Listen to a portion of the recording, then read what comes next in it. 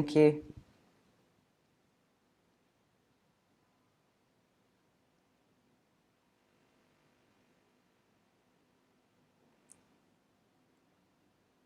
So now we have 51 participants. Hello, everyone. We are going to start the webinar in 2 minutes. We are still expecting the registered participants to enter the call. So I would like to ask a couple of minutes from you to start this webinar. But first of all, welcome everyone who is here right now.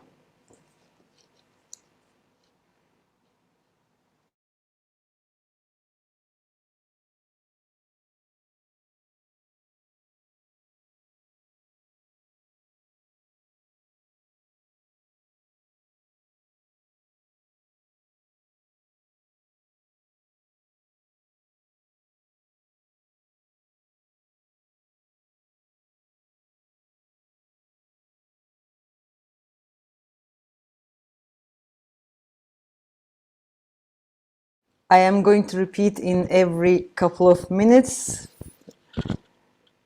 till 2:05 that we are waiting for the attendees to participate in this webinar. Welcome everyone. We are still welcoming the registered participants. Thank you for waiting 2 more minutes. Thank you.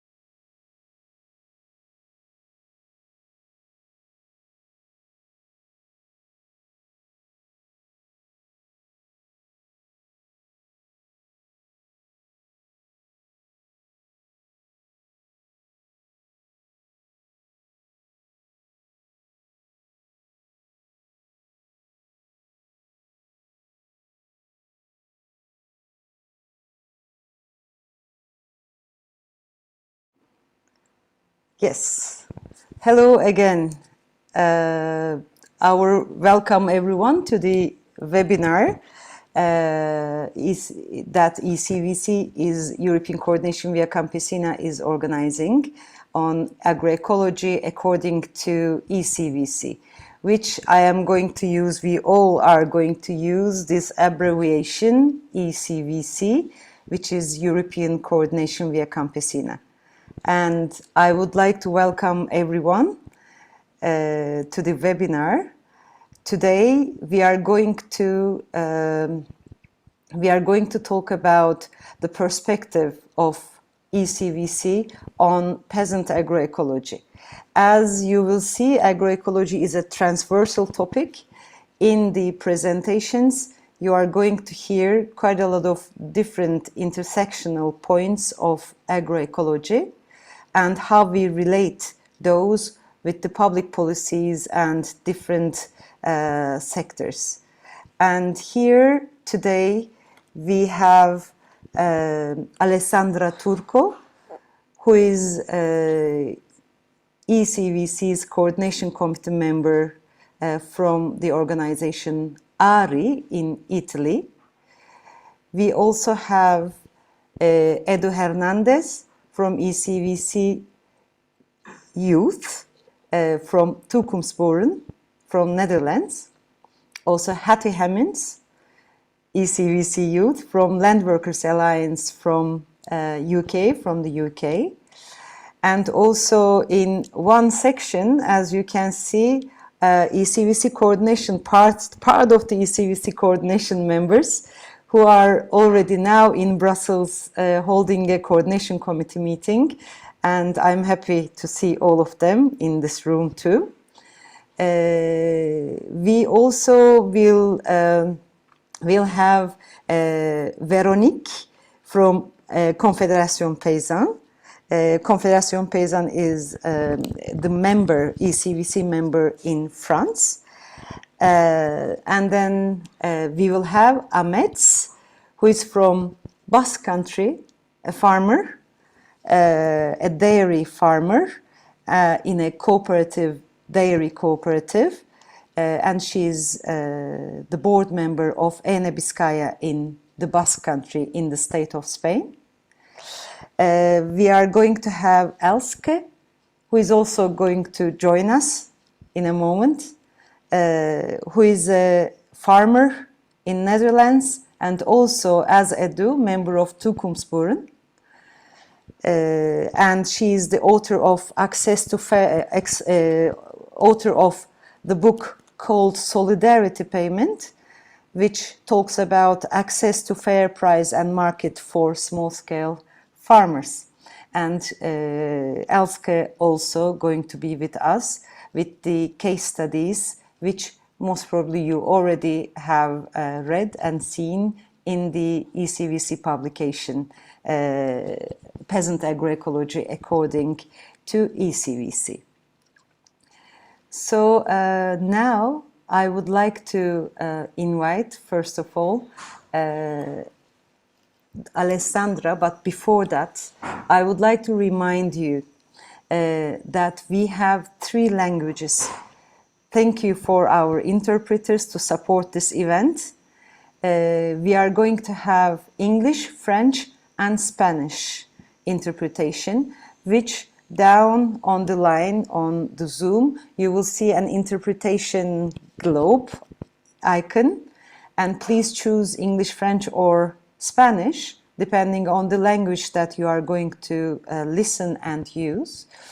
And as it is an interpreted webinar, please try to be clear, use short sentences, and try to speak slowly. Normally I do not speak that slow, but it is very important for us to communicate better thanks to the interpreters and their understanding. And apart from that, you will see a chat that you can write for the attendees. Write your questions or comments, and we will try to read all of them. We will try to make the panelists to hear those, to see those, and try to give answer to your questions or comment on your writings. So today, now we are going to start with Alessandra Turco on the introduction and presentation of the publication. And Alessandra also going to talk about the political demands on how to make a transition to agroecology, peasant agroecology. And later on, I will take the floor as the policy officer of European Coordination via Campesina and technical support staff for Agroecology Working Group, and shortly talk about the working group on agroecology of the ECVC and how ECVC members are fighting for agroecology, what are the strategic priorities. Later, after I spoke about those issues, we are going to look at different agroecologies. So we would like to hear, Véronique is with us. Véronique is going to give the perspective of Confédération Paysanne in France, which they call peasant agriculture. So they will give their peasant agriculture perspective, which is a part of different agroecologies. After that, for the last session, we are going to have 2 case studies from the publication, and we will have Edu and Hetty here, who will talk about, just give a brief information about those case studies and talk about how was the methodology about it.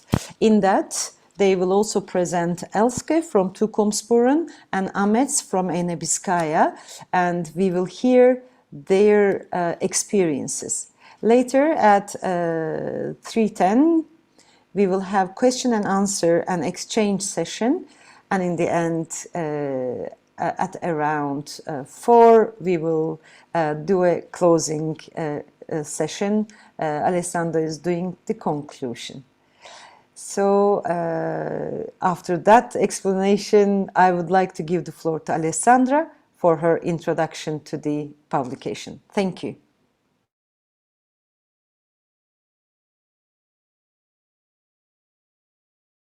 Bueno, gracias, Ulchay. Buenos días a todas. Thank you very much, Olje. Good morning to everyone. I am Alessandra Turco.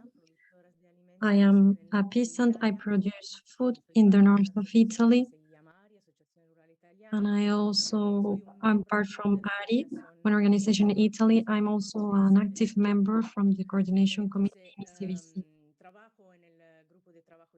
So I work in the working group of Agroecology, and for us it's a real pleasure to arrive to this point, to this webinar, and be able to give this presentation, because this means that we've been going through a very long process. We started with our working group mainly by collecting and exchanging, and we really wanted to create this publication. We all had all these crises, and that's why we didn't move forward a lot with this process. We were left behind. So that's why today, at last, we are here. In this sense, we would like to present this very complex idea. We have been able to elaborate these ideas, these concepts from practices and also policies, how these practices in life, it's also part of production. And as small producers and small farmers, we are united in these peasants organizations and farmer and workers from the farms. That's why we have this holistic vision about what agroecology is, because we live here and we already established these relations, these factors that are related to our way of working, how we produce our food for our communities, families, and networks that we work with. They are related, directly related and linked with our life, family, and our environment, as I said. And within this publication, we have a first introduction. We start presenting firstly our vision in related to economic and policies. We also start ordering all the ideas and basic points about what is agroecology, peasant agroecology. It's not only related to agriculture, it's also a way of transforming society. And it's constructed upon collective habits. So all rights and autodetermination of communities are taken into account.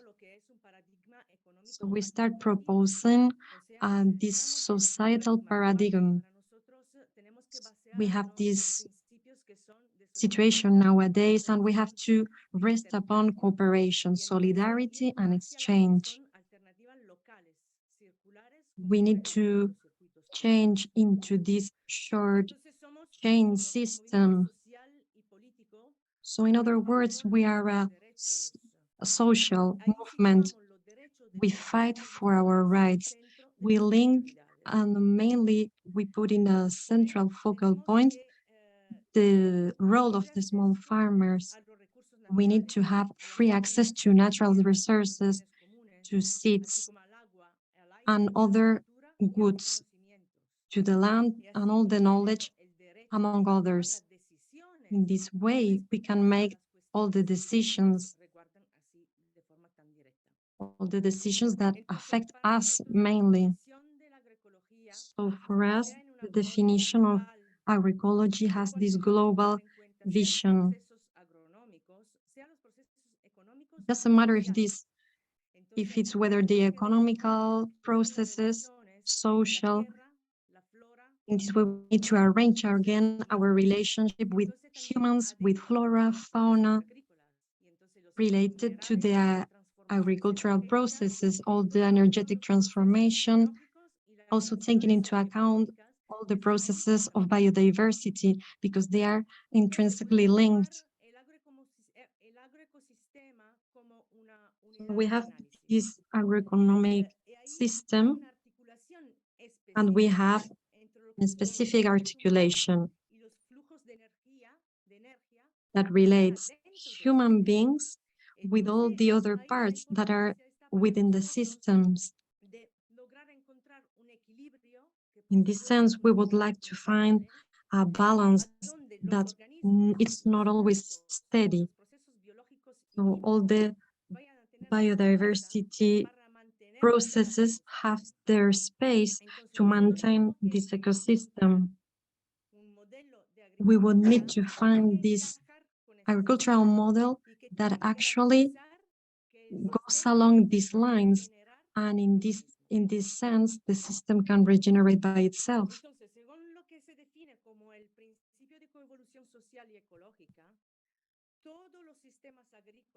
So all agricultural systems related to the main evolution, it's the result from the processes that are a result of all the nature and the human beings since the very beginning.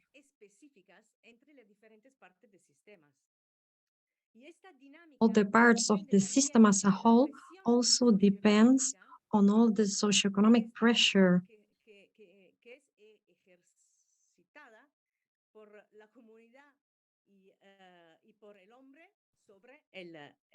community and human beings are the responsible for what happens in this complexity of the ecosystem.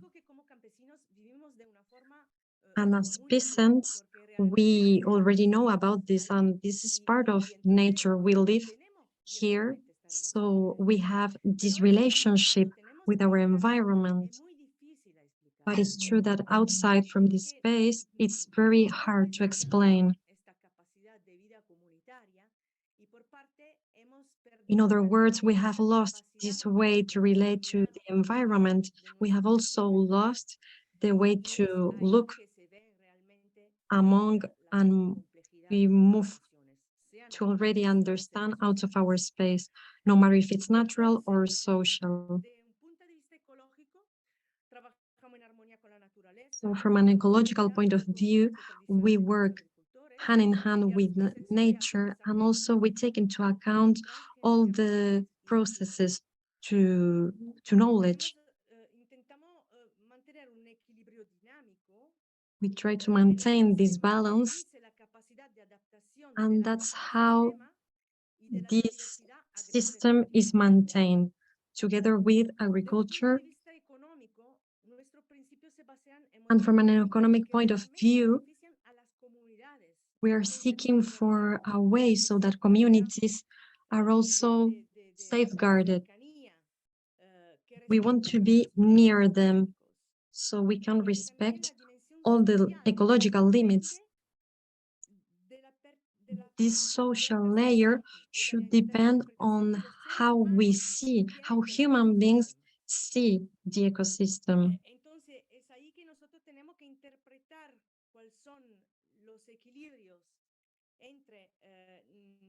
So in this way, we need to interpret our capacity on how we produce and how resources renovate themselves.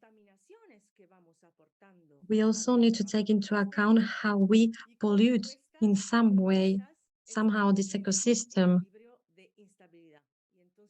how we see that these systems are unsteady and how we can put some solutions. That's why the socio-cultural dimension is very important. In the same territory, we would talk also about a direct effect, and that should be, we need to talk about the social layer and all the inequalities that can have a system.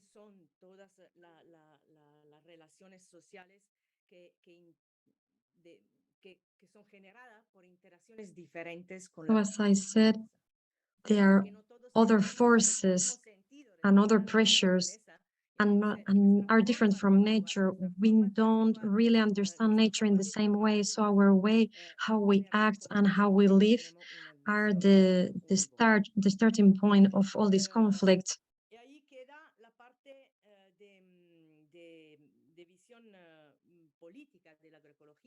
This is a little our political vision of agroecology. This was just an introduction.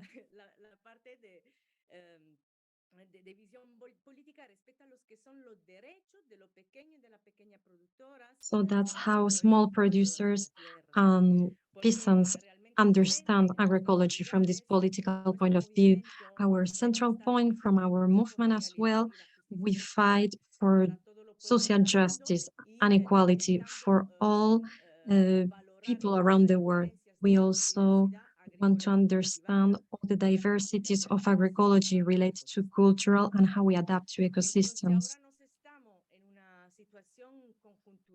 So in this moment, we are living a moment where Europe, with its policies, is trying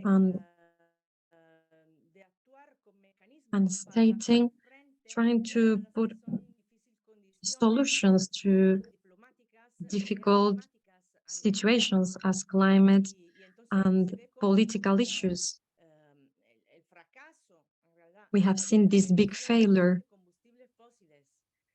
So we have this reduction of fossil fuels. Also, we need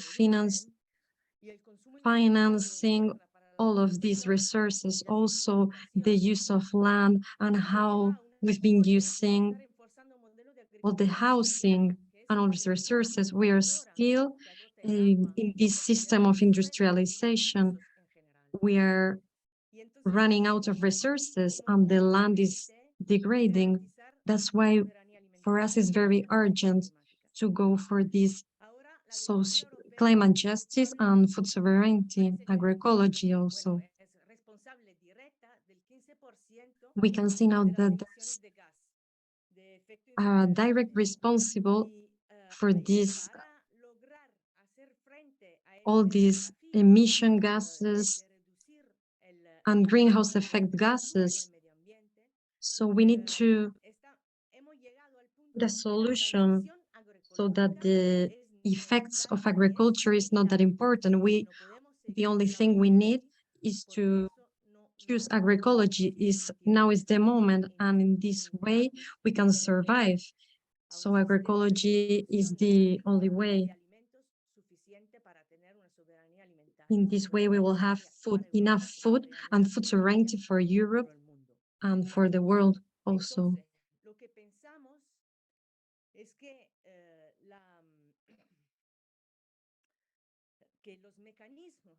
So what we think is that with the necessary mechanisms, for instance, the ones Europe would like to put forward, they are not enough. For example, this carbon farming, if we take into account an agroecology framework, this is not enough. It's not possible because simply we cannot only use one single practice. Well, in this case, it's even a practice that's had a lot of money, more greenwashing. This type of solution does not drive real change and is not the solution for sustainability, not from a climate point of view or climatic point of view. This will bring more inequalities because there is already this problem related to carbon and pollution.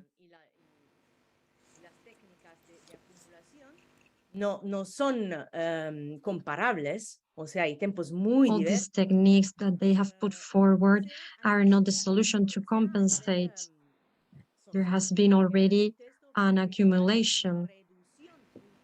This will bring with this less land available for agriculture. So with all these mechanisms of land grabbing, in the end, this will be a way to take all this land for camber farming. So this is just one example of the policies that Europe wants to bring forward. And in other words, this will not bring this agroecological change, has nothing to do with sustainability.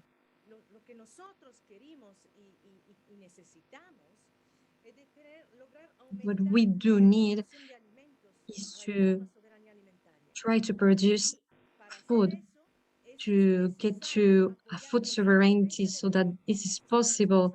And this is why we need to be able to help all these small workers, small farmers,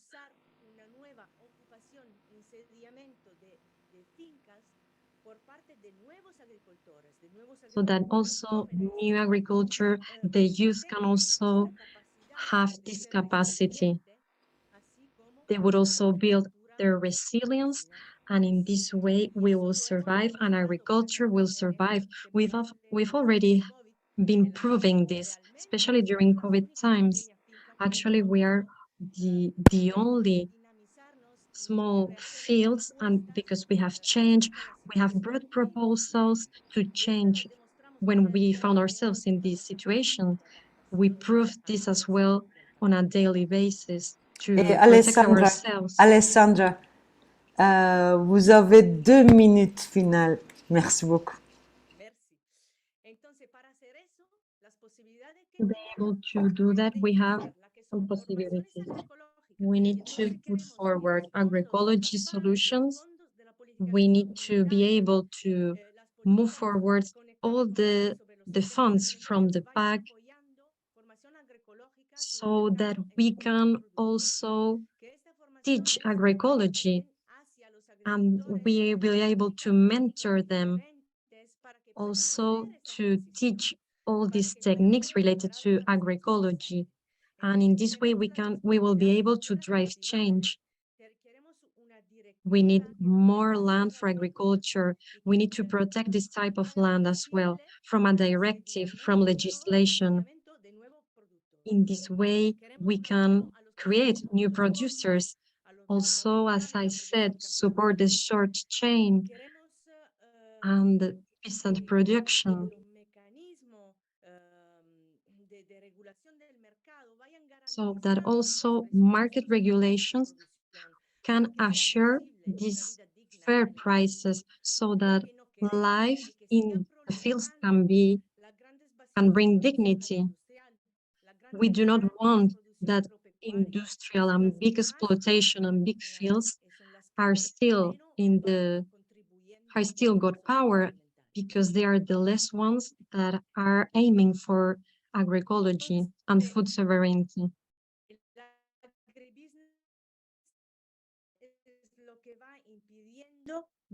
Well, in other words, agribusiness is not helping at all, and we need radical change, radical responses, public policies that go hand in hand with environmental justice. Also that the UNDROP is respected in the same way all the people that work within the producing chain. We also need that all the patriarchal violence ends. We also need to maintain all the justice. This should be everywhere in this way, no violence. Also related to the seeds, we need to protect them. not only with a law related to seeds, we do not have the capacity. Only with this law, we cannot continue producing this type of food. And in this way, we cannot adapt to changes. We only can achieve this with biodiversity. And it's us, the peasants, that we are defending this. Thank you very much, Alessandra. So you have covered quite wide content on how agroecology is so much related also with public policies. So in the second session, I only will try to focus on the organizational, the structure of agroecology working group in the ECVC. And I will try to just keep it short for us to hear our members to just give their views on their experiences.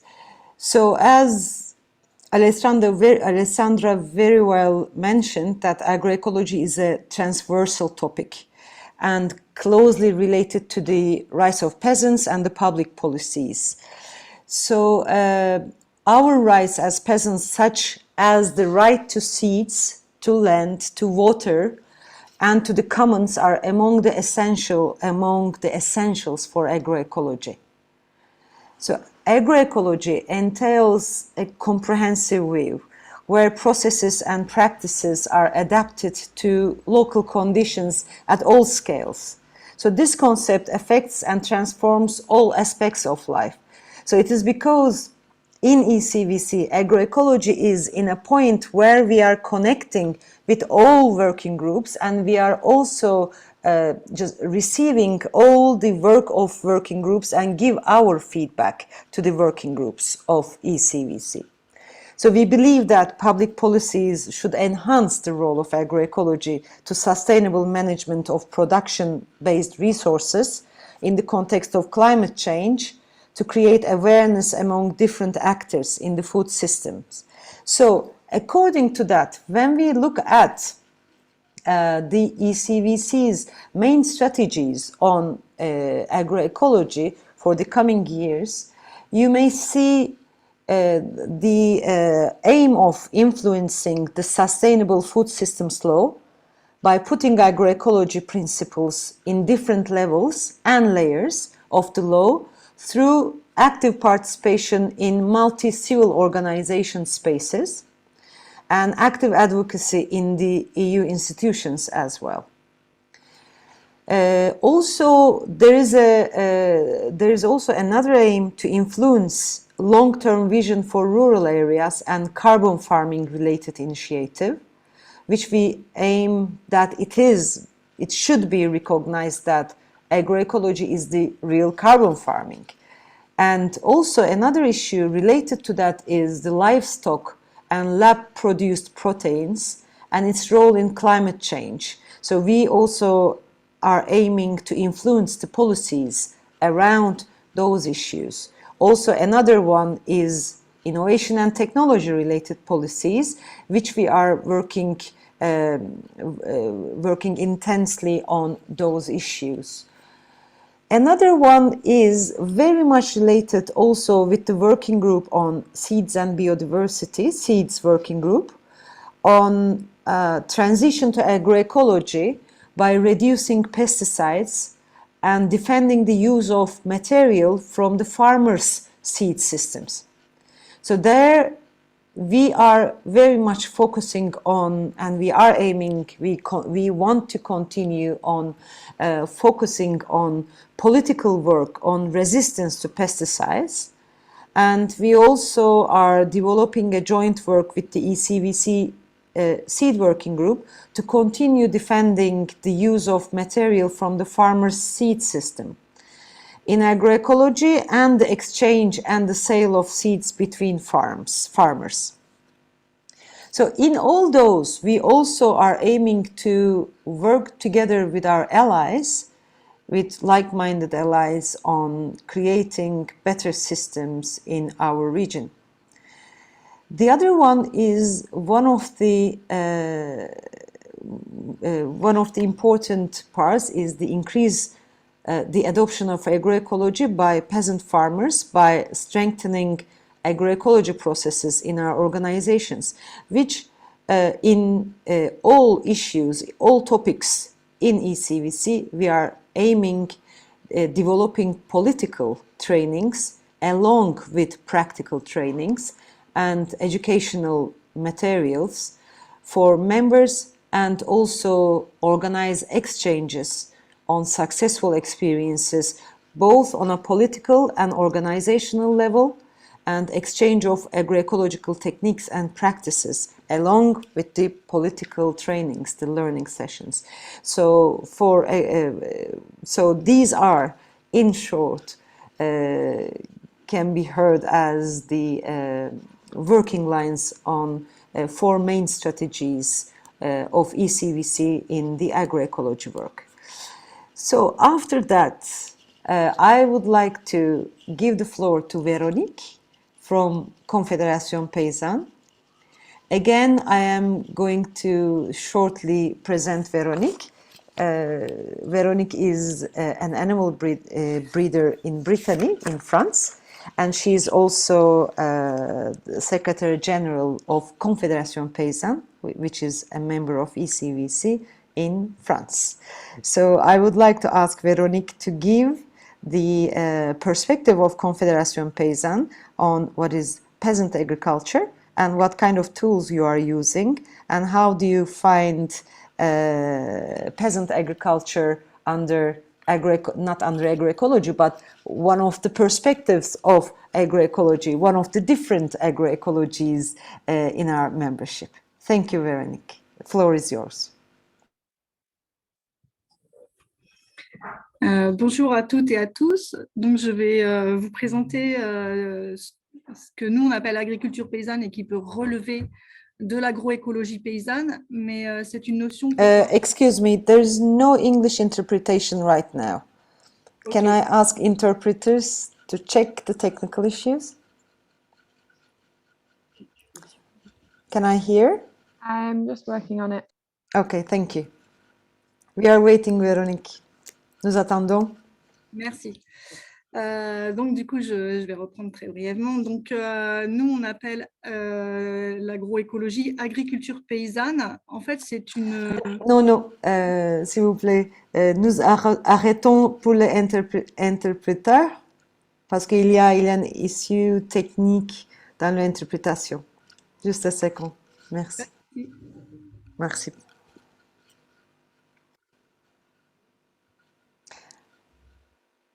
Okay, now the interpreter has internet issues and we are trying to solve, my colleagues, they are trying to solve the issue, and we will come back to you in a minute, hopefully.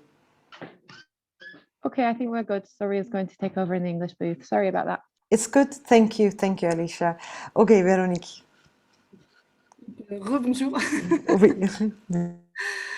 Donc, en France, l'agroécologie que nous portons, nous l'appelons agriculture paysanne. C'est le projet politique de notre syndicat. Toujours pas? Ok, je vais attendre encore. Excuse-nous.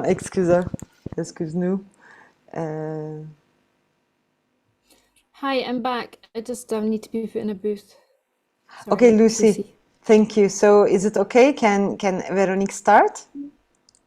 Yeah. Yeah, I just need to be put back. Okay, so I'm asking Véronique to start then. All good. Yeah, perfect. Can you hear me now? Yes, we hear you, Lucy. Thank you. Thank you. Okay, Véronique, rebonjour.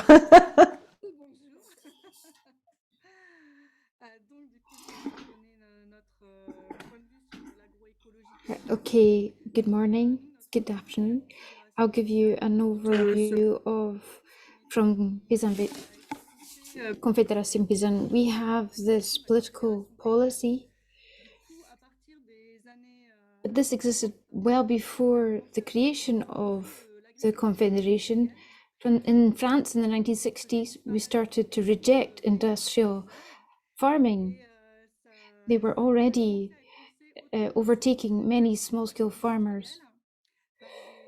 So this rejection of industrial farming on behalf of peasants turned into the Confédération Paysanne. In 1984,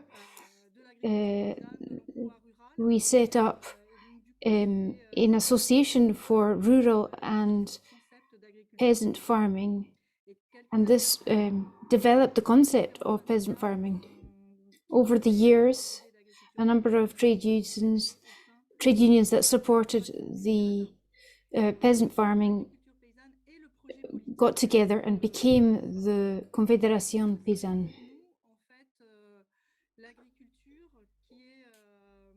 Therefore,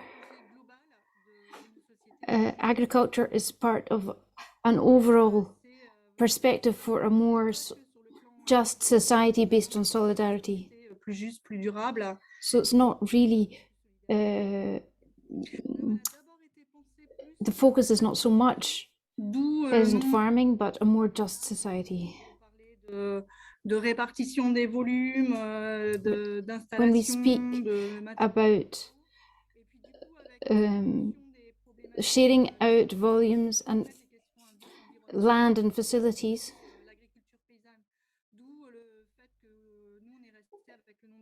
we have developed the concept of peasant farming.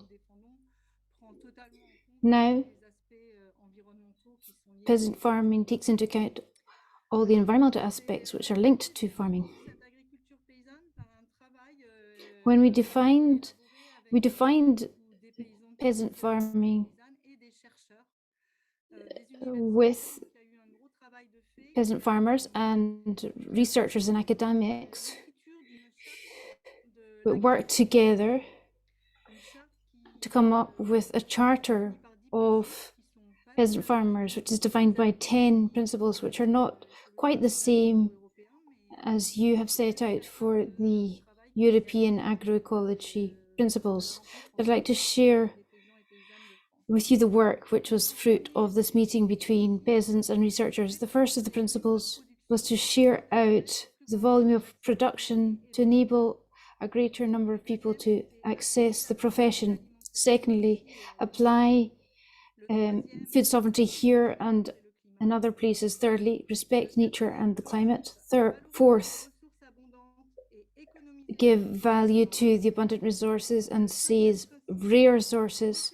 The fifth one is seek for transparency in purchasing, production, processing and selling agricultural products. The sixth, ensure high taste quality and health quality of produce for everybody. 7, aim for the maximum of autonomy in all farming functions.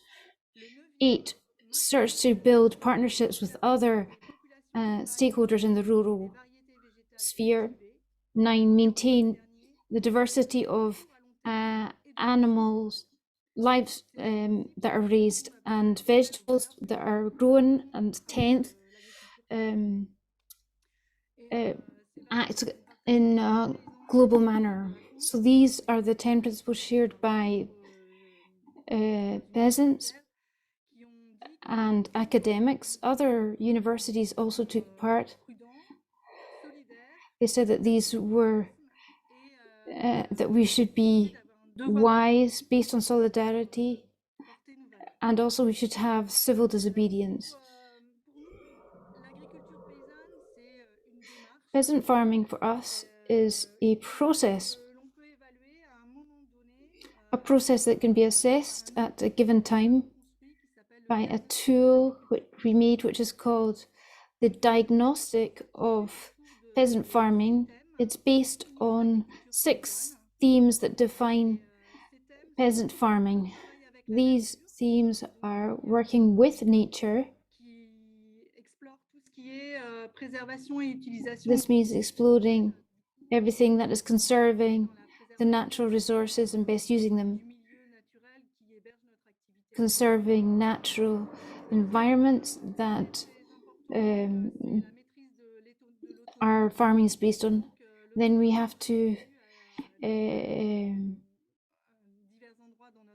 maximize autonomy, which is based on a number of different activities, whether it be decision-making autonomy, financial autonomy, for seed production or animal production.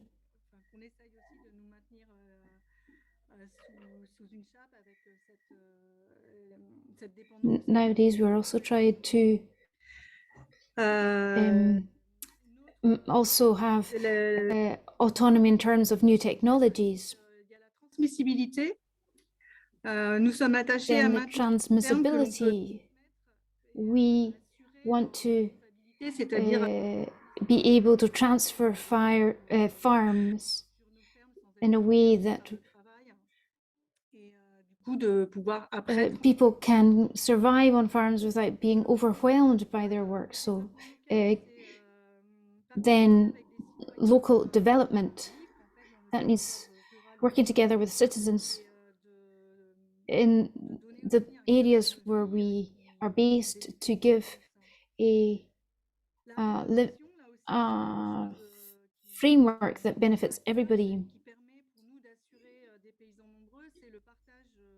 We want to ensure a large number of peasants, so we need to take the best use of public subsidies and also share production and share the volume of production so that we can have a decent income that will enable us to live off our farms. Also, the guarantee of high quality produce. This is an extremely important aspect of peasant farming. Healthy and high quality produce, which meets the needs of our fellow citizens, is key. We want to maintain all the cultural aspects as well that are linked to this production. And the last, no, I've said everything actually. So these are the 6 themes that define peasant farming and that enable us to carry out a diagnostic. We also have criteria and key indicators that enable us to see if in each of the areas we are doing well or whether there is a margin for improvement. This diagnostic helps us to work together quite a lot so that we can exchange with our fellow peasants and help each other to be even more consistent with our farming so that we can better respond to all the issues at stake and to better contribute to our society. So this process of diagnostic involves strengthening peasants' capacity to analyze the production systems.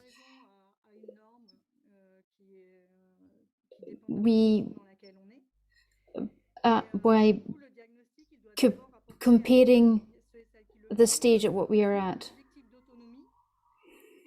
We want to prolong the objective of autonomy. We just want to assess at what stage we are at in order to improve, and we also want to assess in comparison with the project of life we had when we started out, assess at what stage we are, if we still have the same goals, and if we can still implement what we want to do, and whether we can rectify anything that's not going in the right direction.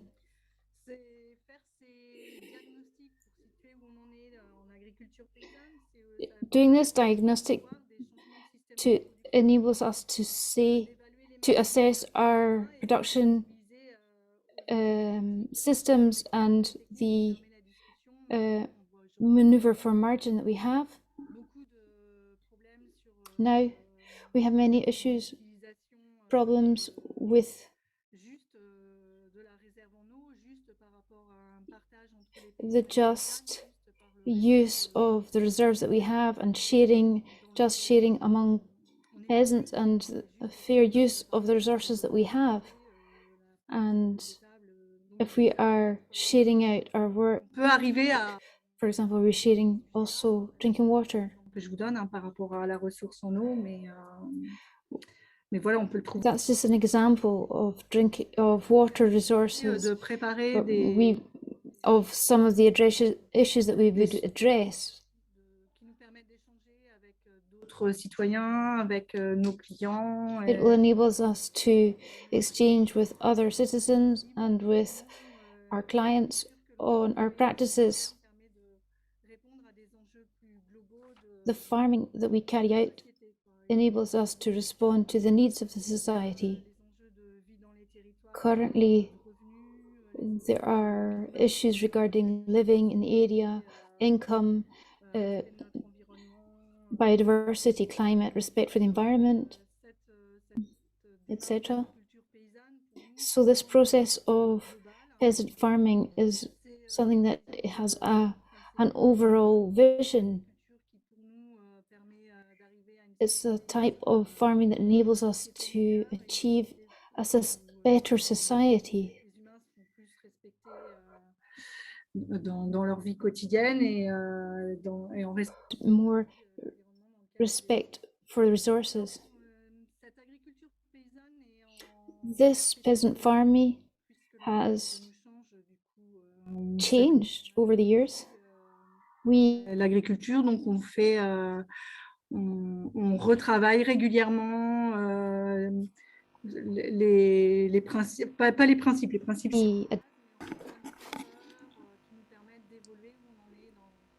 The principles have not changed, but the key indicators can enable us to be more flexible. So therefore we adapt the diagnostic to different particular farmers.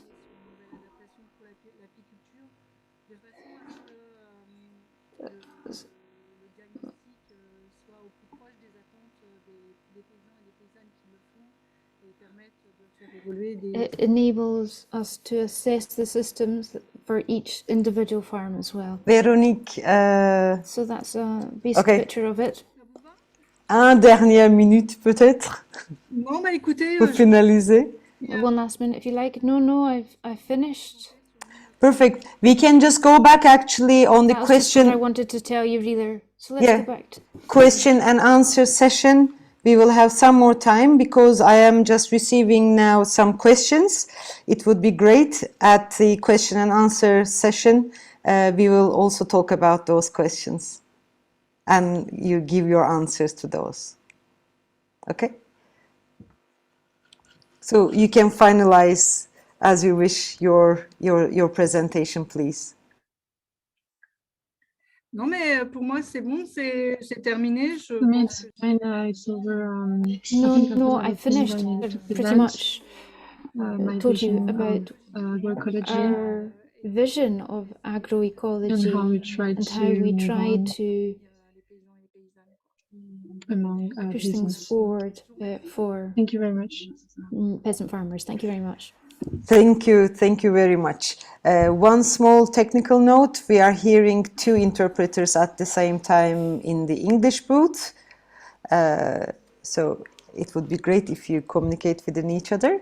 And now I would like to give the floor to Edu and Hattie, who will introduce two case studies, whom we have Ahmet and Elske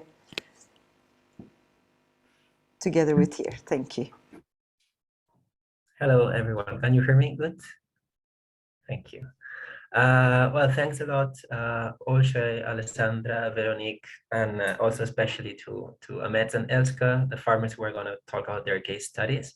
So very briefly, Hattie and myself are going to talk about the different case studies, the how and why we choose these case studies of agroecology, and Hattie is going to explain the methodologies that we follow for this publication. But briefly, I'm going to introduce myself. My name is Edu. I'm a member of Toekomstboeren based in the Netherlands. active member of the youth articulation of ECVC, and a farmer at the Plux ESA, also based in Amsterdam. And I wanted to start by saying that right now I'm based in the Catalan Pyrenees doing a training on activism, anti-oppression, and intersectionality. And I'm mentioning this because these are three key aspects of agroecology, like that represents social, climate, and agriculture justice. And so basically, I want to explain how and why we choose the different topics that you can see in the Agricology publication. And so the way we start and the way we choose this, it was starting the publication together with the Agricology group, with the youth group, and several peasants. We were having a discussion on the different topics that are more important right now. So we were looking at the different intersections between agroecology, peasantry, and then all different types of topics related and struggles and oppressions. We've been also doing a little bit of research on the different working groups that before it used to exist in the movement, and the current working groups of the ECVC.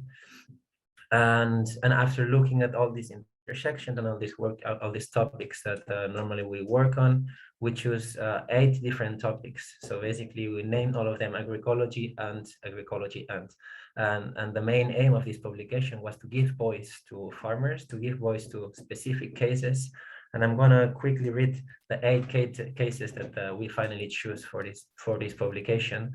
Not to mention that, of course, probably we'll miss a lot of topics that are not represented in these study cases, but at the end, by contacting farmers, members of ECVC and our previous studies, we choose 8 topics. These 8 topics were about gender and sexual diversity, talking about maternity. There's also one case about innovation and mechanization, another case that Elska is going to talk later about access to market and fair wages to small-scale farmers.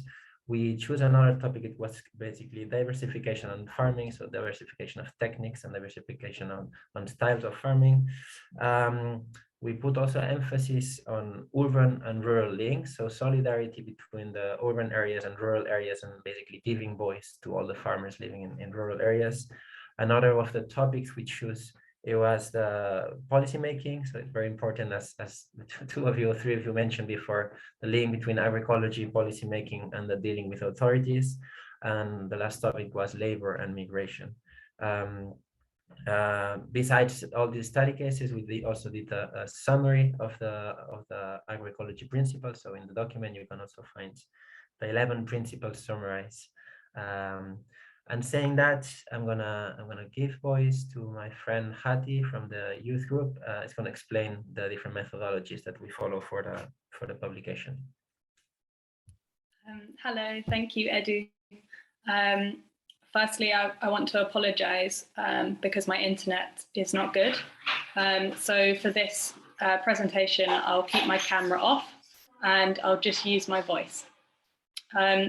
So our first idea was we contacted people who have been in ECVC for a longer time than us for suggestions of people who have worked across these areas. Then we made a list of these names. We reviewed the list to make sure there was a geographical spread for North, South, East, and West of Europe, and also a diversity of genders. This was our way of incorporating agroecology into the methodology. Once we had a list decided, we began to contact these individuals and set up interviews. Following the interviews, we wrote up case studies. This is the writing that you see in the report now. This is everything from me. So Edu, would you like to introduce our next speaker? Should I go, Olcay? Yeah, sure. So I think we can start with Elska, if that's okay. So we introduced Elska before. I'm very happy to introduce again. So thanks a lot for being here. So Elska is a farmer based in the Netherlands, also an active member of Toekomstwoord as myself. And a few years ago, she wrote a book that in Dutch is something like Eerlijk Loons. It's solidarity payment, solidarity betalen. And Elska can explain way better than me the different types of solidarity payments and how to achieve fair wages for farmers at the same time of being inclusive. So thanks a lot, Elska, for being here. Thank you very much for inviting me, and I'm very happy to be here and to share some ideas to all of you. I hope it can strengthen the movement a bit. So yeah, so I was working as a peasant farmer for 7 years and earning about half of the minimum income of the Netherlands. And I found out that many farmers as well earn a very little income. And we see a lot of topics like people say like, oh, we need to have better technologies, we need knowledge development, blah, blah, blah. But one of the biggest problems that a lot of peasants face actually is income, because you need to be able to pay your rent. And yeah, if you can't do that, then you have a problem. So very shortly, what I did is I went to Germany, the Netherlands, and Belgium to interview farmers to see if they had several ideas of how to get a proper income. And I took those stories and I made a booklet called Eerlijk Loon in Dutch, Fair Income in English. And they are full of examples of what you can do, examples from farmers themselves to get a fair income. And one of the examples in the book is an idea that I came up myself at the farm on Muurtuin where I worked. And it's called solidarity payment. And what it means is that we have veggie boxes, so we are a CSA. And first we used to sell one box, for example, for 10 euros. But yeah, that was really not giving us enough income. So what we did is we disconnect the food from money, and we connected it to something that we can all feel better, which is the time it takes to work. So how it works, for example, if Edu is a member of our farm, I can tell Edu, hey, it cost me so much to make a box. And next to that, it takes me 1 hour to produce this vegetable box. That 1 hour means administration in winter, putting compost, sowing, planting, a lot of weeding, irrigation, harvesting, washing, making the basket all together. Let's say it's 1 hour. And then I ask Edu, what is the wage that you want to give to me? So it's not a fixed price. I ask you what's the wage, and preferably based upon your own income. So when you are a farmer yourself, for example, you make cheese and you earn 5 euros per hour, you can give me 5 euros per hour. So you pay 5 euros for a box. But when you are a consultant in the Netherlands, you maybe earn 80 euros per hour, and then you can pay me 80 euros per hour.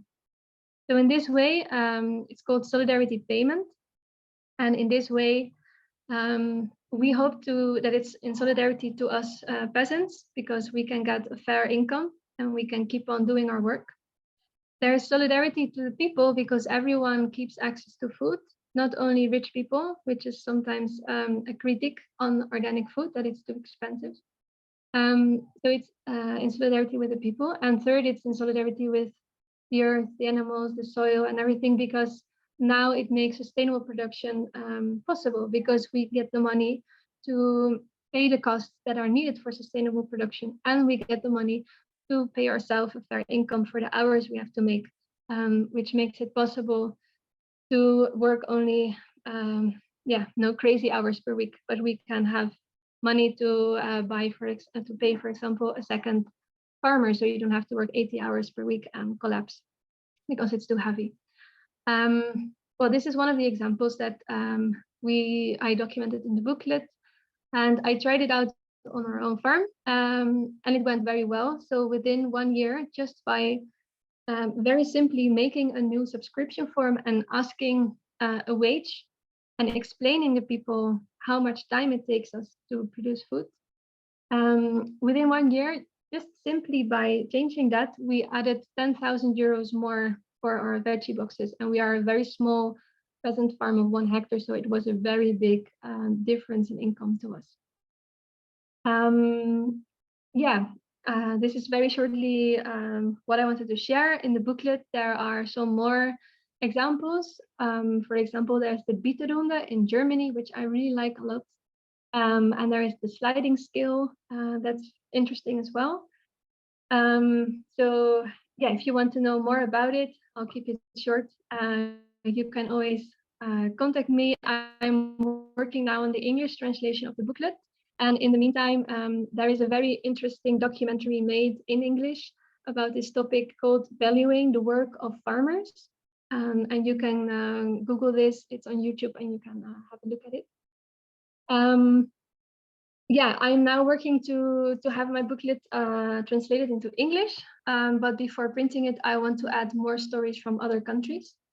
So I'm still on the search to find more nice, interesting ideas from farmers throughout the world, in different realities also, to join to the booklet.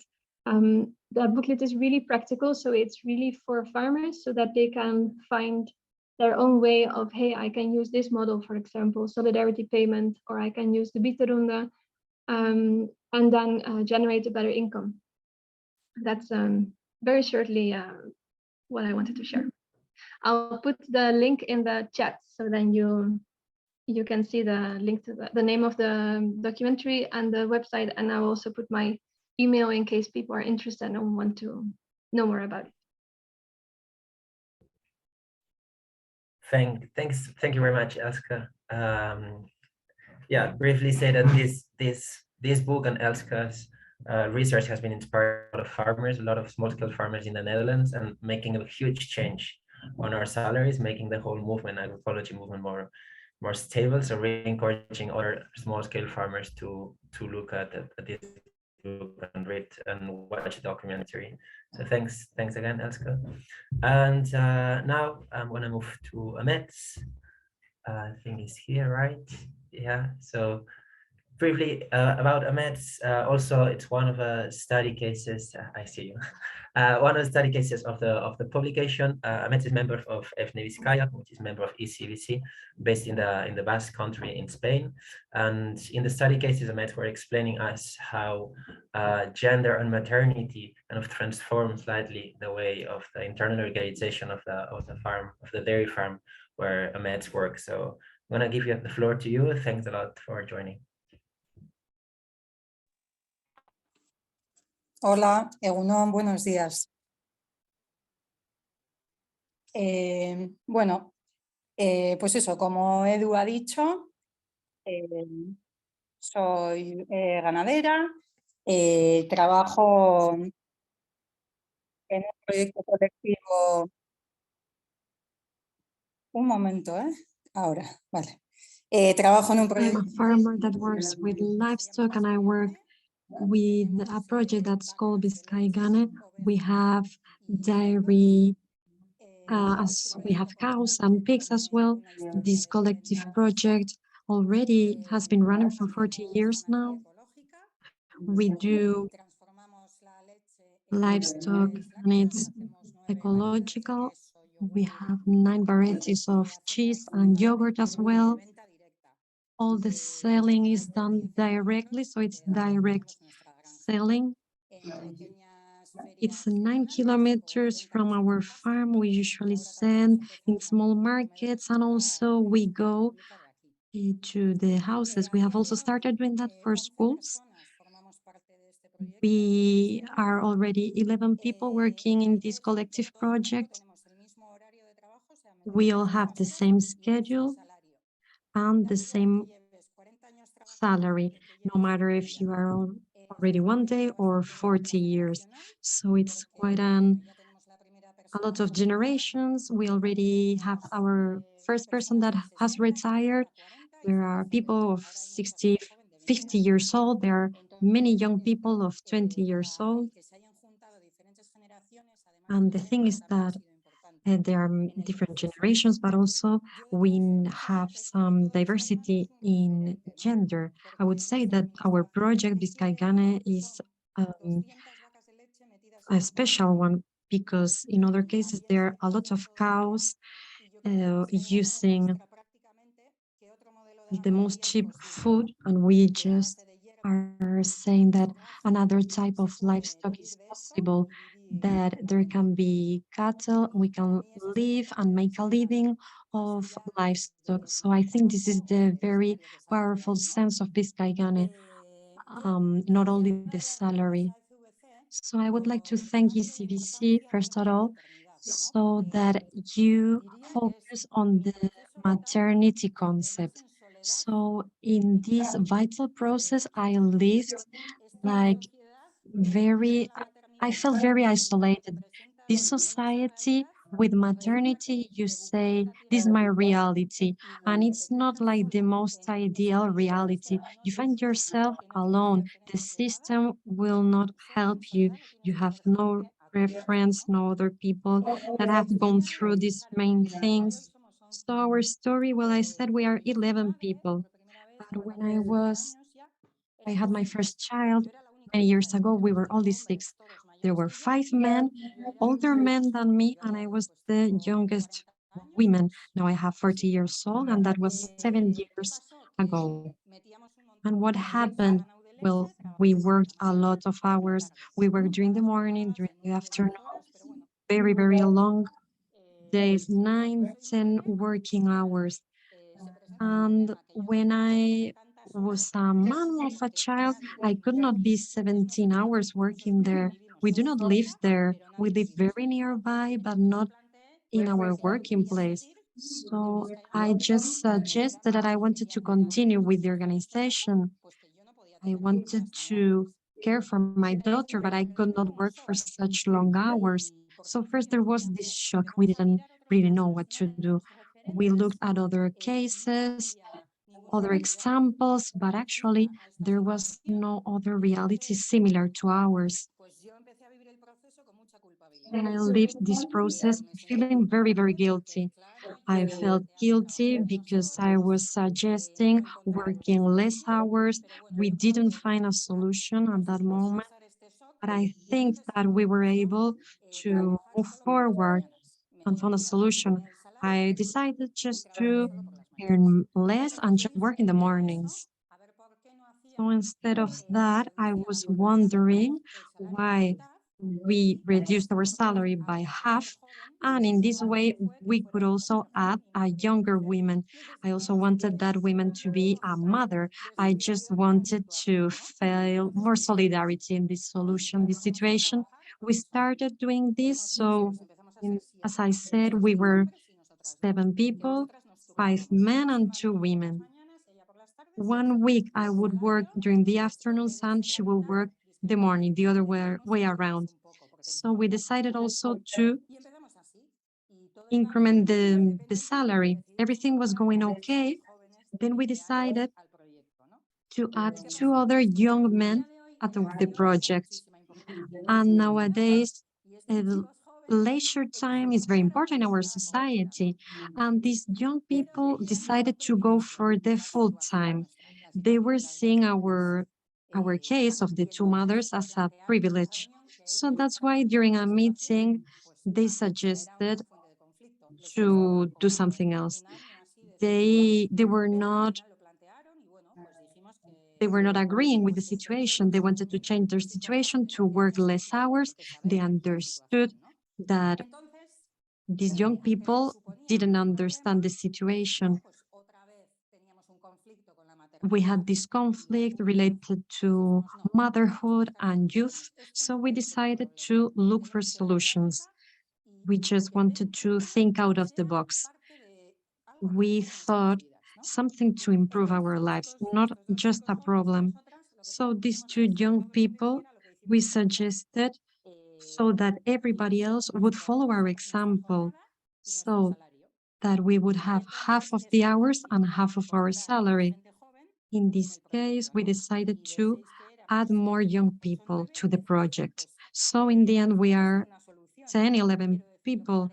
So we found a solution. It seemed a very serious problem, but now we've improved our lives and our situations. We normally work during mornings or afternoon. We have less salaries, but we are able to live our dignified lives. We're doing okay. So in other words, this system looks for us to feel guilty, but I would say that if we share our problems, our experiences, and we create new examples, well, it's true that processes can be a little bit painful. This takes time. It took 5 years to us. Well, it was not fantastic. We had many conflicts, many discussions. But I would say that nowadays, thanks to being able to share, to communicate with our young people and women, we were able to do that as well. Elderly people, they changed their vision about work. Our life has improved, and I would say that we are a very good example in this milk industry. There are very few people that want to start working in this sector. So once again, Vizcayana has proven that it's possible. It's possible to make a living, also to be a mother, that you can have a fair salary and a fair life. So again, a big thank you to ECVC that they found interesting all our process, because I wanted to highlight that we need to share, that we are not isolated, and Via Campesina is also about that, and also Agroecology is about this. We want to share, we need to share experiences, to have all these cases and examples to change this awful system, this capitalist system. I think I've spoken really quickly, but I think I should stop there. I already explained it all. Thank you so much, Ahmet. Muchas gracias. Thank you everyone for those very well explained presentations and very well explained perspectives of agroecology and how you see agroecology. And it is very clear to me when I listen all of you that agroecology is not only a mode of production, it's not the way how we do agriculture only, but it is also, it requests a societal change. It requests to question the power relations, and it requests how we relate with each other, with the system, with the policies, with everything. And as I see from the questions that we are receiving, it is also clear for everyone that agroecology is not only a mode of production. So one of the questions, for instance, now we can just like open the floor to your questions and also the answers, firstly from our panelists, and also if there is anyone who would like to raise an issue, please write quickly on the question and answers so that we can also share that. And it is clear for our participants as well. There's a question, for instance, talking about if agroecology should be certificated as organic agriculture, if there is a kind of a process happening on certification on agroecology, which also is one of the debates that we are hearing in the European space as well. Thank you, Chakran Krishna, for this question. I am just repeating the questions, and then I will open the floor for your comments from the panelists. Second one is from George Abunel Dahab, who raised the issue of digital technology. Would digital technology in its various forms find its place in a peasant agroecological model? This is the question. And Gérard Choplin greets everyone and asks Elske, but unfortunately Elske had to leave for a meeting, for another meeting, and she sent her greetings to everyone. So I will pose this question to Edu from the same organization from Tukumsporun. Maybe you have an answer. The question to Elske is, what happens with the solidarity payment if your box costs 10 euros, but the great majority of the consumers are earning 5 euros in a poor quartier, poor neighborhood, for instance? So these are, and one more actually from Suad, I'm trying to see the question, from Suad Mahmoud, asked the question, I would like to hear about women's work when they are pregnant and the impact on health. The difference between agricultural work in agroecology and industrial agriculture with the risks incurred by pregnant women, which reminds me one of the most important issues on agroecology is seasonal migrant workers. Maybe this can be relate with that. Another one, oh yes, the English. Yes, thank you for the English translation and Spanish translation of the question, technical support of ECVC. So these are the questions that I would like to just give to the floor, and I'm opening the floor to first to the panelists, and then I would like to ask the participants to also give their comments. Thank you. Who would like to give their comment on the question on the certification of agroecology? Okay, go for it, Alessandra. Bueno, gracias. Well, thank you. So the process of certification, it's very in the core of the discussions in the European Union. We've been having dialogues around this topic as well, but actually for us, it's also something easy to understand. It's related to the economic mechanism and how agriculture works. We all understand that, and we need to adapt, but we also need to understand how can this move forward. So if we go back to the presentation, our vision of agroecology and this Peasant agroecology vision is not only the techniques, these techniques that will evolve into a result. It's a compendium of all these ecological peasant practices and also related social practices, related also to nature, biodiversity, or to the human beings. So I take advantage to say thank you to Peasant to add something about the agriculture, the peasant agricultural. They give good tools to be able to calculate the agricultural development from a peasant point of view. Normally, it's something that is difficult to us. It's difficult to already know how agroecological are you, but if we don't have this tool, then there's no way we can use it. So we cannot understand very, very well all these things to take into account agroecology. And without this, we don't have any frame to be able to create an example for law, for projects of law. So in this way, we can have a certification.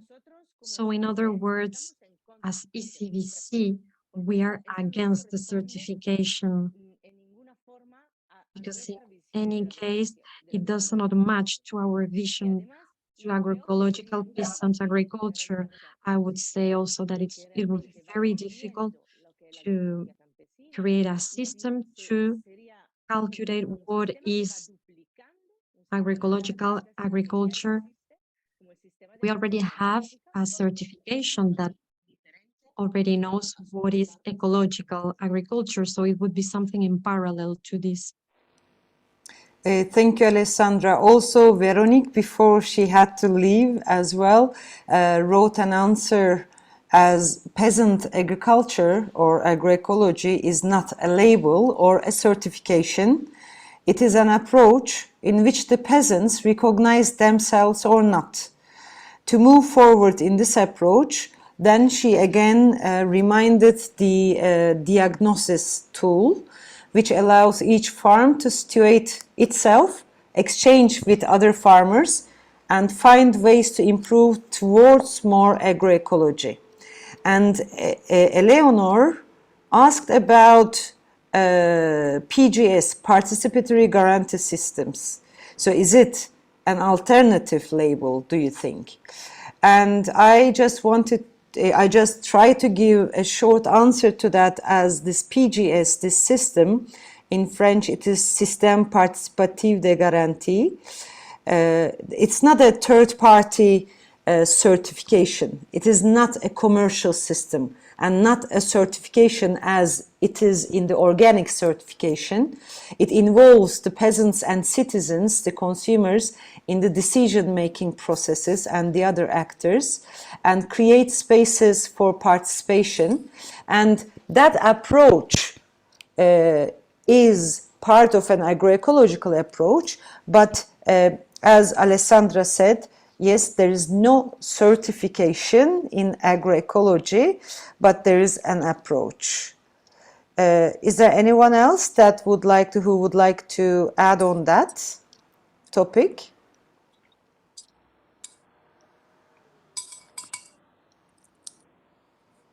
If I can't see your hands, please just use your voice. Okay, I guess there's nothing. So what about digital technology? It's a very hot topic actually everywhere in the world. So how do you find digital technology in the peasant agroecological model? Anyone who would like to respond on that? Alessandra? Okay, I've seen your pose for... No, bueno, puede Very esperar. good. Si hay alguien que quiere hablar antes que yo. If there's somebody else that wants to add something, I can talk after that. I don't see any other person's hand. So if there's someone, please speak now. Bueno, No. entonces así para hacer también un poco de unión respecto a los discursos que... So to be able to pick up on the other speeches, the other things that we've been talking here, and also a sentence that said Ahmed, well, he was saying that in the end, the system already puts out in front of guilt also a situation that it's going to create this solitude, this isolation. So I believe that using too much or abusing these technologies is also a way that, well, normally it's going to create some kind of not seeing human presence in the fields. So we leave everything in the machinery and the technology hands.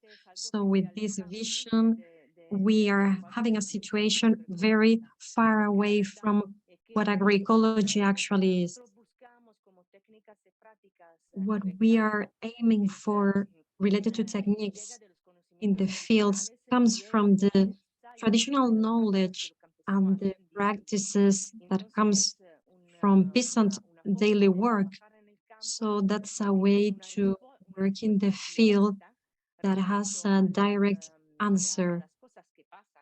It gives an answer to things, for instance, moments of drought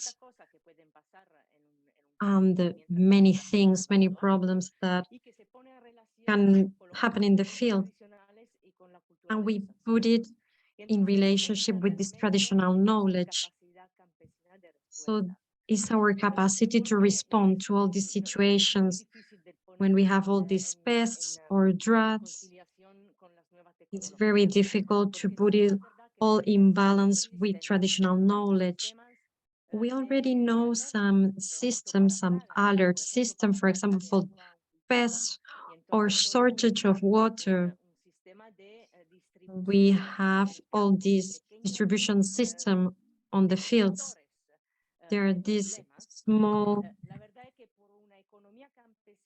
detectors of problem, we could say. And with Peasant Agroecology, it's very, very expensive to buy all this kind of machines and all of this technology that is so advanced.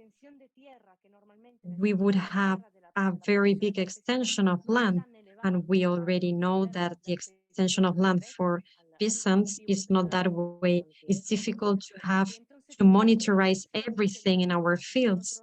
So we would need an investment that it's impossible that we're going to achieve. So in all these cases, technology wouldn't be the solution. Rather, it would be a situation of more difficulty, and that would bring actually that we are farther away from our land. And how do we proceed? That's why this is something that is concerning us, especially if we talk about seeds and digitalization of all the sequences and information of the seeds. This is already happening with phytogenetical elements. If we have, for instance, this genome of this peasant seeds is going to be registered. They're going to introduce it in a database. And from there on, they are going to develop new varieties. So once again, we see this as a very big risk. And this relates directly to GMOs. That's why we are very worried that they are grabbing all this knowledge and resources. We are not having this support that we need. Thank you very much. We have two more questions, but before that, I would like to ask also the participants if they would like to take floor. Please raise your hand and give your comments shortly. So the floor is also open to you. Please raise your hand if you would like to comment on the questions. There's one question that Jose Manuel Benitez, yes, from COAG, from Spain, ECVC member. Please, Jose Manuel, adelante.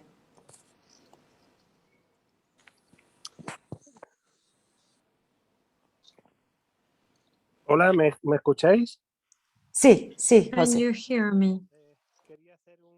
Yes, so I would like to add something and to ask something as well. I would like to comment on something. I believe it's very important to have a webinar like this. I think it's very interesting. Lately, this last year, we have been looking how they want to use this term agroecology. Everybody wants to use it. So we really need to say that is our concept, that it's part of peasant agroecology and part of ECVC. It's a term that defends a model. You've already talked about that very well and defined it very well here. I think it was very necessary to define this.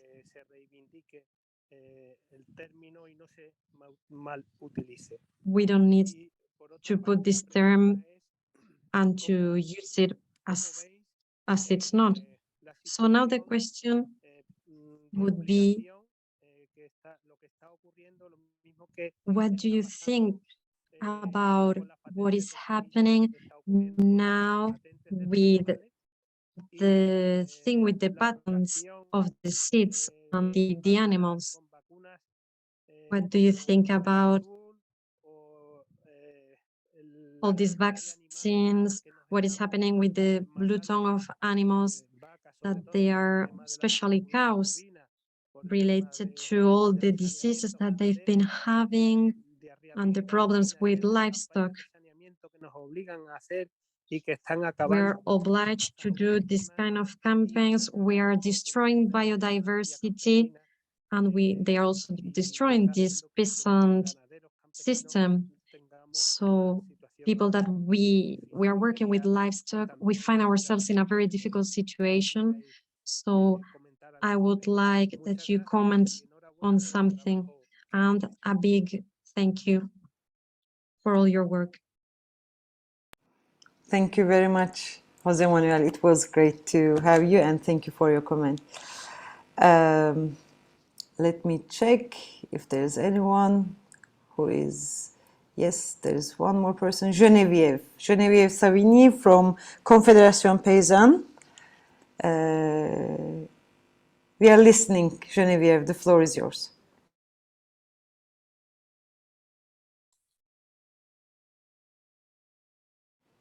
Geneviève, do you hear us?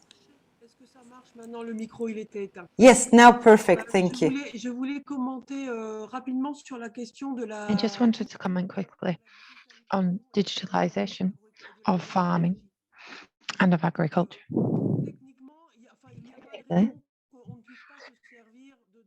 There's no reason why we can't use some digital tools just in the same way that we use Zoom, we use a smartphone to look at the weather. We need some digital tools to be able to discuss between us. But when we're talking about digitalization, we can look at two different paths for agriculture.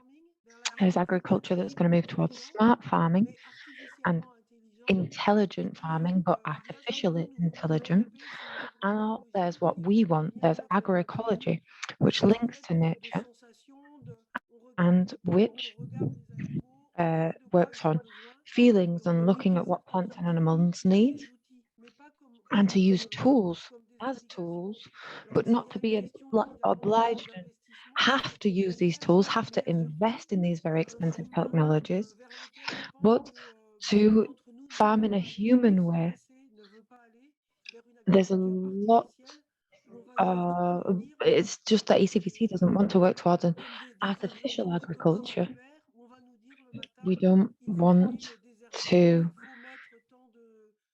be obliged to use these technologies and be obliged to use certain amounts of products. That goes exactly against our idea of autonomy, in fact. And when we're talking about digitalization, we're talking about these two different paths. There are digital tools that could be useful for us, and we can talk about that. We can talk about the digital universe and the way that we can use these tools. But the way that we present this, it's very important that we make it clear that we don't want to follow this path that moves away from agroecology. And we think that making clearer our position on digitalization is essential for people to understand agroecology and understand where we want to go. We want to have a clear path towards agroecology. We want it to be adaptable to each individual situation, but we want to maintain this link to nature and to our communities and local circumstances. So that's all I wanted to say. It's very, very important, however, because digitalization is a priority for the European Union, and we're therefore forced to work on this, and we have to therefore be very clear on our position.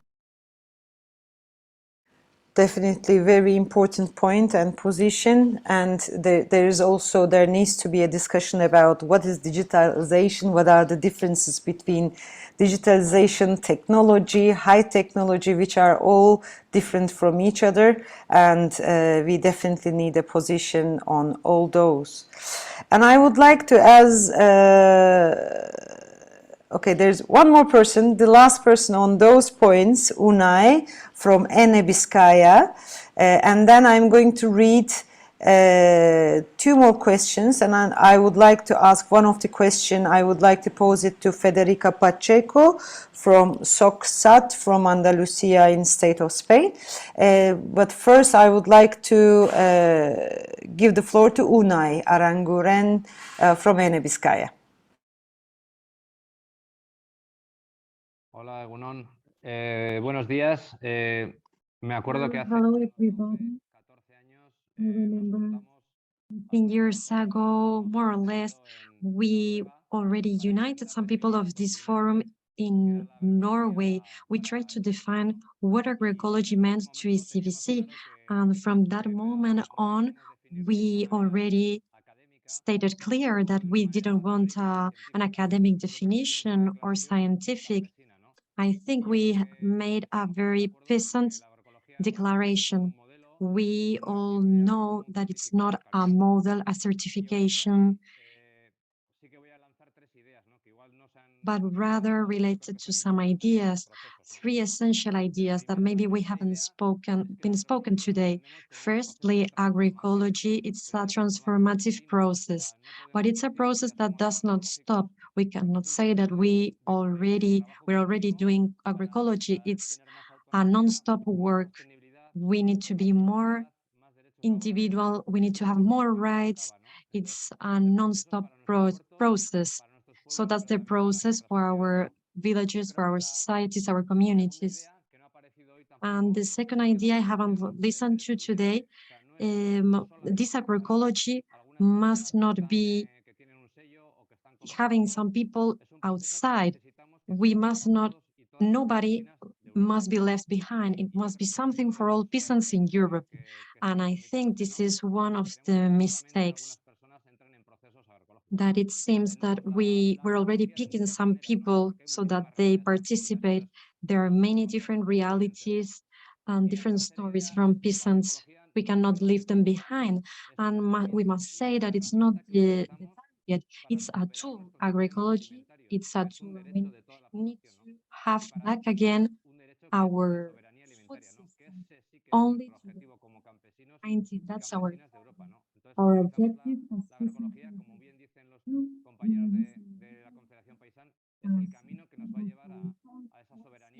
Is the path until having sovereignty. So these comments are a good addition to the comments given today. Thank you very much, Unai. Raquel, I would like you to check your microphone. There is, in English interpretation, sometimes we are losing your voice. It seems like there's a cover on your microphone. So there's one question related to seasonal agricultural workers, migrant workers, and I would like, as using this opportunity that we have Federico Pacheco here with us. Federico Pacheco is one of the coordination committee members in the ECVC and responsible CC member on agricultural workers and migrancy. So the question is coming from Suad Mahmoud, and Suad Mahmoud is from Tunisia, and she posed a question about the relation to social protection for workers in agricultural workers, because she says in Tunisia there is no social protection regime for the agricultural workers, and she's asking if there's a way to program, to organize this topic, which has a big importance for, especially for the farmers who are in poverty, as well as for the agricultural workers, and mainly for the women with the load of being mother and worker.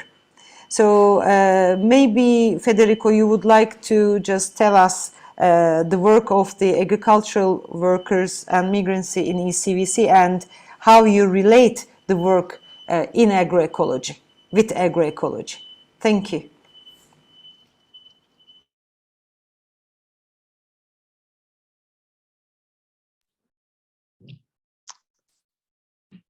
Open the mic, please. Your mic is off.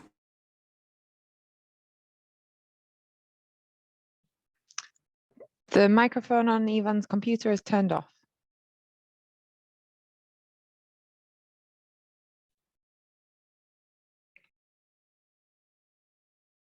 Ivan needs to open the mic on his computer.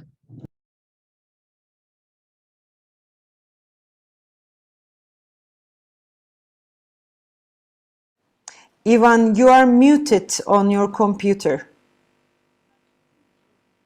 Yes, now okay. Yes, Fede, adelante. But we can't hear you.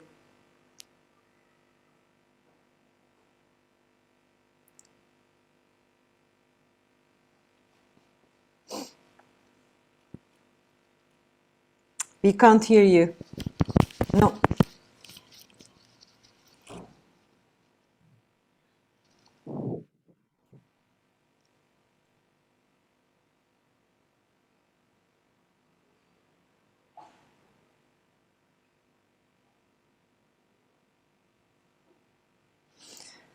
While maybe you are working on that, Ivan, there's one other question. So we will get Fede after this question. Christine Mayor, she is asking if agroecology implies a particular reflection on animal production. If so, the question is, all livestock, regardless of the species, will benefit from better rearing conditions than on conventional farms in agroecology? For example, do all animals will have access to natural outdoor spaces? Are cows removed from their mothers at birth? Are male chicks killed? Etc. So the question is the conditions, how we see livestock, animal breeding in agroecology. Maybe a short information on the perspective of agroecology on animal breeding, extensive farming. Is there anyone who would like to comment on that issue? I think we have some animal breeders here. Maybe. Okay. Now it works, Federico, in case. Now it works. I am waiting. I will keep Federico in silent 2 minutes. So if there are some animal breeders who are using agroecological methods, I would like to invite them to give their opinion on, on agroecological perspective on animal breeding and livestock issue. Vitor Rodriguez from ECVC Coordination Committee member from Portugal, CNA. Yes, please, Vitor.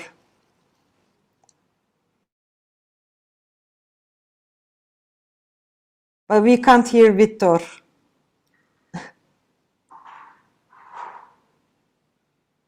No, yes, now it works. Now it works. Now it works. It was Federico. It was not. It was Federico. Okay. Sorry. All right. So, Alessandra, would you like to give the ECVC perspective on animals, on breeding issues, extensive farming? Bueno, puedo empezar y después luego. Yes, I can start. And maybe afterwards Sonia and somebody else from the CC who's there who are livestock farmers also can add something. I think they can probably be more focused on the topic because I would like to make the link to Jose Manuel's question. He was asking about patents on animals and the obligations around cattle farming. What we say is that an agroecological system is an integral system, and the well-being of animals is built into this system. You can't have isolated welfare systems for animals. Animals have to be integrated into the system. They have to have food, they have to be in a pasture. The methods of production and the quality of production is very much linked. Also linked to the type of food that these animals are being given. Therefore, for us, it's essential that we have a balanced system. We have a system where there's not too many animals, and that doesn't put too much pressure on the land. This allows for regeneration and it ensures animal well-being. However, our vision is a balanced vision also for the environment. This is very important because our starting point, it has to be our starting point always. Vaccinating our animals, for example, and the health problems that come sometimes with animals are linked to different diseases that exist in animal livestock farming. They're often linked to having too many animals, and which makes it impossible to properly look after the animals, which goes against our ideas and our techniques and practices. I think also with the different diseases that we're seeing at the minute, it's a very difficult period. In my opinion, I can't say whether I'm for or against vaccines for animals. With the number of pandemics that we're facing, it's not my area of expertise. But if we manage to have a balanced system, then we can reduce the likelihood of these kinds of outbreaks. And we do see that these problems are often happening in big farms, and then they spread everywhere and they affect all sizes of farms. Of course, when it comes to patents on animals, we're against this.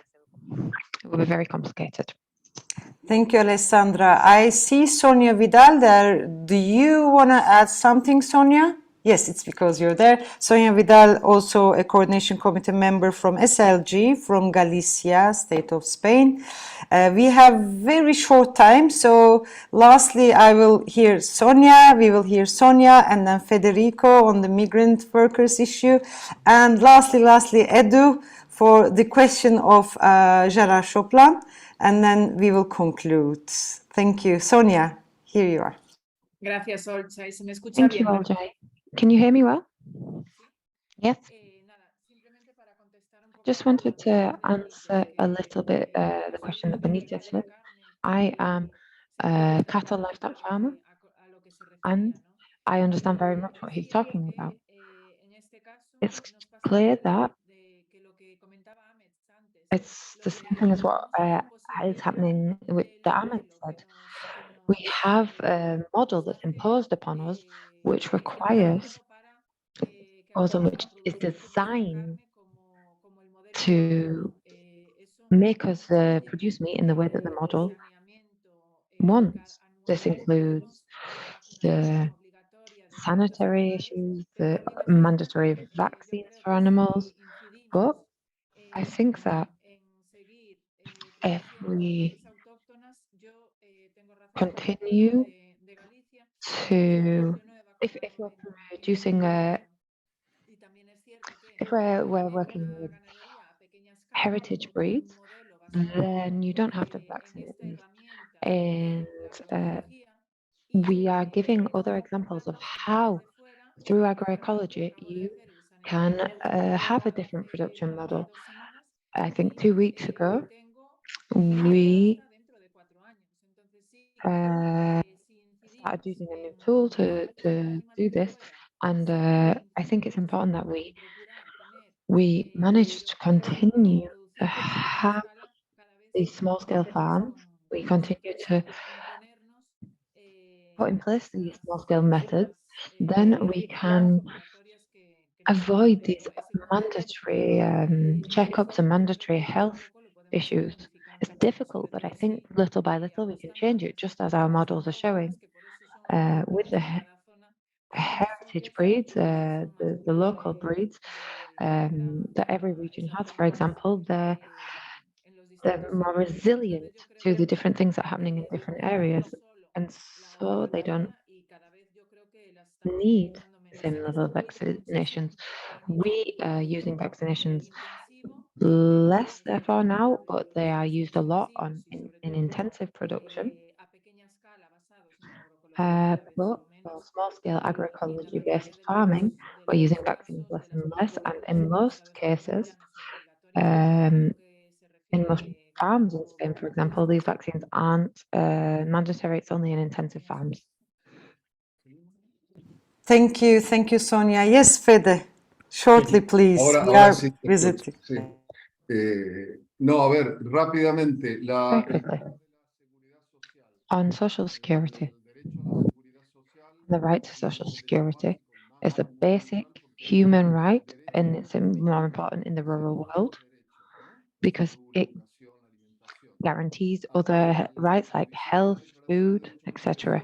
When we did the UN drop, we included a specific article on this, and this affects migrant workers, salaried rural workers, and farmers. On a world level, there are few countries and few systems in which universal social security works. We can say very clearly that most people in the world do not receive a sufficient social security system. And from the point of view of agroecology, there are two important ideas. One, when we analyze agroecology, and this has been done well here, Alessandra has made this point already, we need to talk about balance and the designing of a model, of a production model, which considers the biological, natural, and biodiversity balances, also human balances, territorial balances, human rights, and all of the rights of the people around who work in agriculture and who live in rural areas. If we manage to have this kind of system, this way of producing food, and if we want to have it something that's truly fair, then we have to bear these in mind, and we have to really consider the rights of migrant and rural workers who are a key part of the agricultural system. On the other hand, based on the experiences of the Rural and Migrant Workers Working Group in Europe, we see that the defense of the working, social, and human rights of rural workers is, on the one hand, about protecting directly their rights to a decent salary, to living standards, etc. But also from a peasant perspective, there's an element of criticizing the model, criticizing the agricultural model that exists. And from this starting point, our demands within the organization try to connect movements of farmers, of consumers, of other allies to have a network to work on these things, because we think that defending the moral and social rights of agricultural workers also has to result in a change in the system. What we have to work on and what we have to find practical solutions for is the transition, because we need a transition from semi-industrial models or industrial models to an agroecological model. And how do we integrate rural and migrant workers into this system? That's all I wanted to say. Thank you so much for all of you. Lastly, Edu, can you just quickly give an answer which was asked to Elske about the box scheme and the people in poverty? And then I will give the floor to Alessandra for 2 minutes to conclude. because we are a bit late than we predicted, and then we are going to close the webinar. Edu, quickly, please. About the question of the payment, you say, Yes. Jorge, right? Yeah, Yes. I answer by text, but I quickly can respond. Something that's very important for us. It's like every payment has to be adapted to the different geolocalizations. It's obviously that Germany, Belgium, and the Netherlands are quite wealthy countries, so people can contribute the most. So it's very important that every methodology payment has to be adapted on the conditions and the people. Saying that, one of the suggestions we say sometimes is to mix different methodology payments. And one of the suggestions sometimes is you have the solidarity payment, but you can also share with your members of the CSA organization budget. So let's say you say 50,000 euros a year, that's the needs of the organization in order to reach a minimum wage, sorry. In case the people paying the amount per basket, it's not reaching this 50,000 and it's 45, you will reach the community a second time in order to ask a second contribution, and always reminding that those with more privilege, those with more economic status, to give more contribution. So there's ways of like mixing different methodology payments, so the farmers can still get a fair wage. And I'm happy to respond more on this, and it's a quite complex topic. Thanks, Olcay. Thank you, Edu. And I just put the answer also in written form on the chat, and put your email address as well, so you can reach Edu. I would like to thank everyone for your participation and for your presentations and sharings. And lastly, I will give the floor to Alessandra to conclude the webinar. Yeah, here you are, Alessandra, the floor is yours. Sí, gracias. Bueno, creo que quedó claro. Thank you. Well, I think it was very clear to everybody that we, the peasants, we wouldn't like to stop this kind of relationship with animal, the environment, and the production, etc. So that's why we work directly with our land in our territories. We try to implement the maximum possible of these relationships. And that's why we need transformation processes that are open and they are also inclusive. This role depends on the workers, the environment. This must be active as well, and they should be an inspiration for this transformation.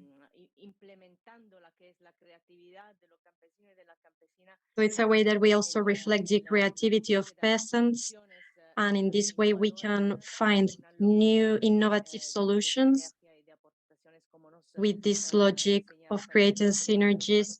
How we also learned that from our colleagues of the Basque Country. It's also the way that we demonstrate that we are still feeding the population from Italy as well in all these layers of society, because this pressure, economic pressure, is the same difficulty that we are having related to our way to survive. This is why we all need to be united to improve food production, and in the same way, we also add the participation of each one of us. That's why we work in this European network of Nieleni. In this way, we can also add and give respect to all the groups and the organizations. So we keep putting some pressure on institutions at European level so that we support them and all the laws make possible food sovereignty. Thank you very much to you all. I think this was a very important moment for us. I hope for you as well. I really hope we continue with this change, and I think it's been very useful. Thank you. Thank you very much, Alessandra.